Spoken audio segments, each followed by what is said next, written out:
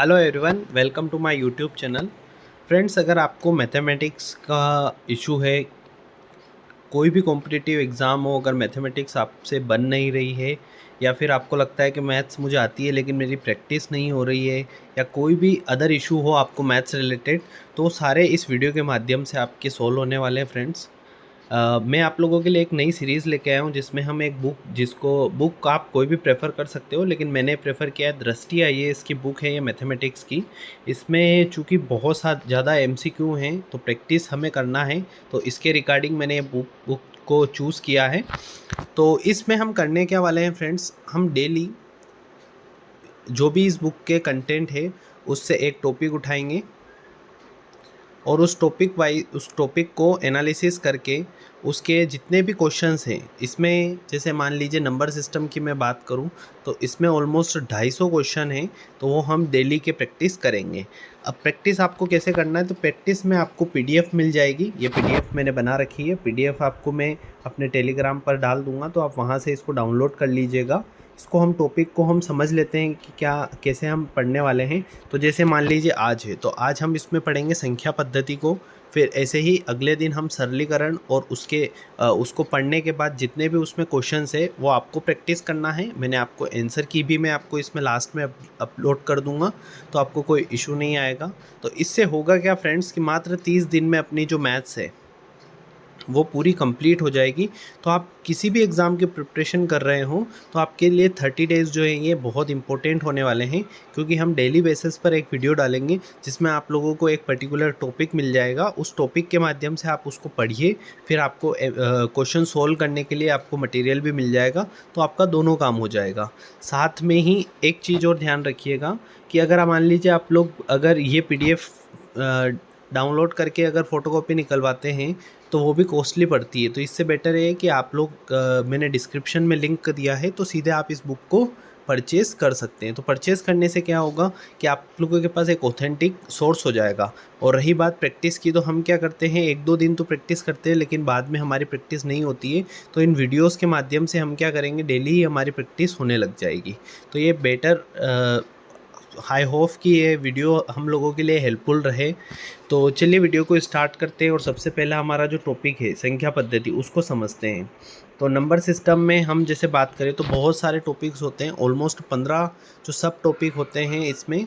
मतलब हम बात करें नंबर सिस्टम की तो सारी चीज़ें नंबर सिस्टम में ही आती है। आपको सारे नंबर पता होने चाहिए, उसके बाद उनकी परिभाषाएं पता होनी चाहिए, फिर डिविजिबिलिटी रूल आ जाता है। तो ऐसे बहुत सारी चीज़ें इसमें होती है। तो हम देखें तो सबसे पहला जो हमारा टॉपिक है वो अंक रहता है, जिसको हम डिजिट कहते हैं। और नंबर्स को कैसे परिभाषित किया जाता है, तो इकाई, दहाई, सैकड़ा, इसको ध्यान रखिएगा, क्योंकि बहुत सारी बार क्वेश्चन में ये पूछता है कि दहाई के स्थान पर, इकाई के स्थान पर या सैकड़े के स्थान पर वह संख्या है। तो इस टाइप के क्वेश्चन में हमें ये सीक्वेंस याद होना चाहिए। फिर यही इंग्लिश में दिया है, तो ये इंग्लिश में भी आप लोग देख लीजिएगा। फिर इसके बाद दूसरा जो टॉपिक है हमारा वो है जातीय मान और स्थानीय मान, जिसे हम कहते हैं फेस वैल्यू और प्लेस वैल्यू। तो फेस वैल्यू में, जातीय मान में आप जो वैल्यू होती है वो वास्तविक अंक ही उसका मान होता है। जैसे मान लीजिए 3, 4, 7 है, तो इसमें 4 का जातीय मान पूछा है, तो ये 4 ही क्या होगा, इसका जातीय मान होगा। और स्थानीय मान पूछे तो 3, 4, 7 में स्थानीय मान क्या हो जाएगा, इसकी स्थानीय मान हो जाएगा 40, क्योंकि इसके बाद जो भी नंबर है उसकी जगह हमें क्या लगाना है, 0। तो बस इसमें इतना सा ही रहता है। फिर इसके बाद हम बात करें संख्याएं क्या होती है, तो आई होप कि संख्याओं की परिभाषाएं आप लोगों को याद होगी। पूर्ण संख्याएं किसे कहते हैं, प्राकृत संख्याएं किसे कहते हैं, पूर्णांक संख्याएं किसे कहते हैं। तो ये सारी चीज़ें आई होप कि आप लोगों को याद होगी, क्योंकि ये सेशन हम लोग प्रैक्टिस के लिए लगा रहे हैं। यहाँ पर मैं आपको पढ़ा नहीं रहा हूँ, आप लोगों को आई होप कि इतना तो आता ही होगा, तभी आप लोग मैथमेटिक्स को सोल्व करने बैठे हैं। फिर इसके बाद हम बात करें परिमेय अपरिमेय संख्याओं की, तो इसे ज़रूर थोड़ा सा याद रखिएगा। इसमें एक शब्द है पाई। पाई जो है अपरिमेय संख्या है, इसको थोड़ा सा देख लीजिए। और सबसे इम्पोर्टेंट है हमारा ये जो चार्ट है, वेन डायग्राम जो है, आप लोग इसको समझ लेंगे तो आपका पूरा का पूरा जो नंबर है वो बन जाएगा। तो जैसे प्राकृत संख्याओं में 1 से लेके संख्याएँ होती है अनंत तक। फिर इसके बाद पूर्ण संख्याएँ आती तो 0 आ जाता है। फिर पूर्णांक संख्याओं में माइनस के नंबर आ जाते हैं। फिर परिमेय संख्याओं में ये सारी संख्याएँ आ जाती है। और वास्तविक संख्याएँ सारी ही, जो भी परिमेय अपरिमेय संख्याएँ वो सारी की सारी क्या होती है, वास्तविक संख्याएं होती है। इसके बाद में हम बात करें नेक्स्ट हमारा विषम संख्याएं क्या होती है, तो ये सारी चीज़ें आप लोगों को पता होगी। फिर इसके बाद प्राकृत संख्याओं के जो गुण हैं उसमें ये जो फॉर्मूले हैं ये बहुत इंपॉर्टेंट हैं। सबसे पहला फॉर्मूला है हमारा n, जो प्राकृत संख्याओं का योगफल है उसके लिए क्या होता है, 1 से लेके अगर n तक संख्याएं हैं तो n+1/2 हो जाएगा। वैसे ही अगर स्क्वायर निकालना n का तो n+1 2n+1/6 हो जाएगा। और इसी तरह से अगर घन का योग निकालना है तो n+1/2 की पावर कितनी हो जाएगी, 2 हो जाएगी। तो ये इम्पोर्टेंट है, इससे से ज़्यादा एग्ज़ाम में क्वेश्चन आते हैं। तो इसको अगर एग्जांपल समझना हो तो 1 से 10 तक की संख्याओं का योगफल निकालना हो तो n की जगह कितना हो जाएगा, 10 हो जाएगा।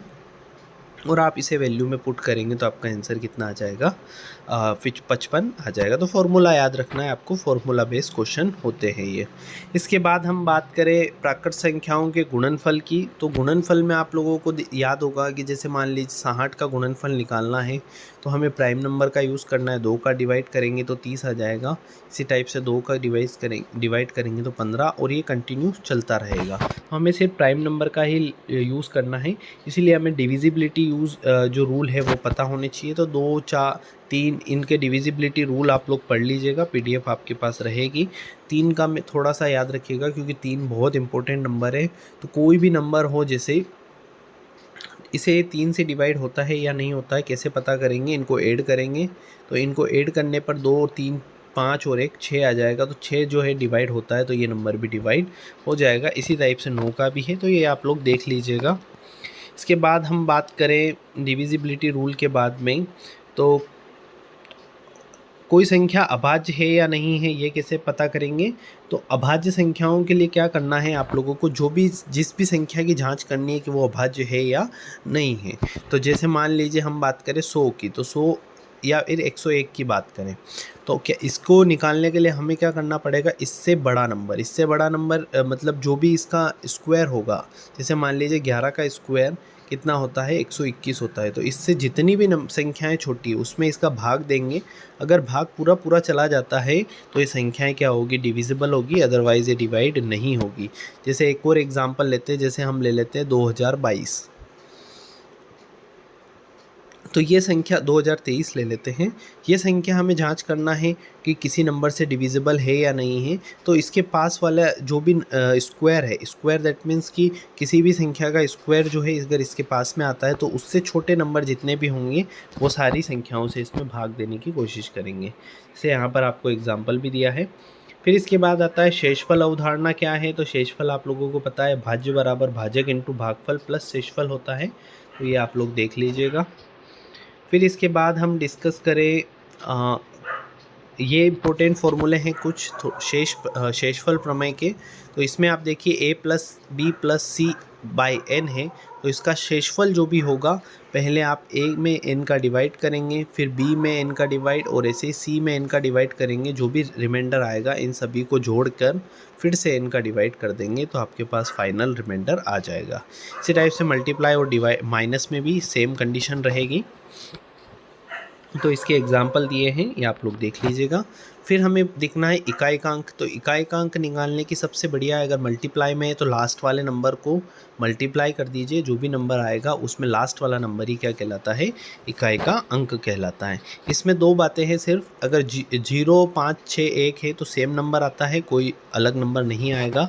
लेकिन अगर मान लीजिए कि अगर 2, 3, 7 और 8 है तो इसमें क्या करना पड़ेगा, जो भी आप लोगों का स्क्वायर मतलब जो भी पावर होगी उसमें क्या करना पड़ेगा, 4 का डिवाइड करना पड़ेगा। 4 का डिवाइड करने के बाद जो भी शेषफल बचेगा वो कहाँ चला जाएगा, उसकी पावर में चला जाएगा। तो इससे हम इकाई का अंक निकाल सकते हैं। फिर इसके बाद हम बात करें कि कौन कौन सी संख्याएँ जो हैं इसमें एलिजिबल है। तो देख लीजिएगा आप लोग, PDF में आप लोगों को पता लग जाएगा। इसके बाद कोई भी नंबर के अंक, ये इतना इम्पोर्टेंट नहीं है, ये UPSC लेवल का थोड़ा सा दे रखा है इन्होंने, हमारे लिए इतना इम्पोर्टेंट नहीं है। अंकों को ज्ञात करना ये भी इतना ज़रूरी नहीं है।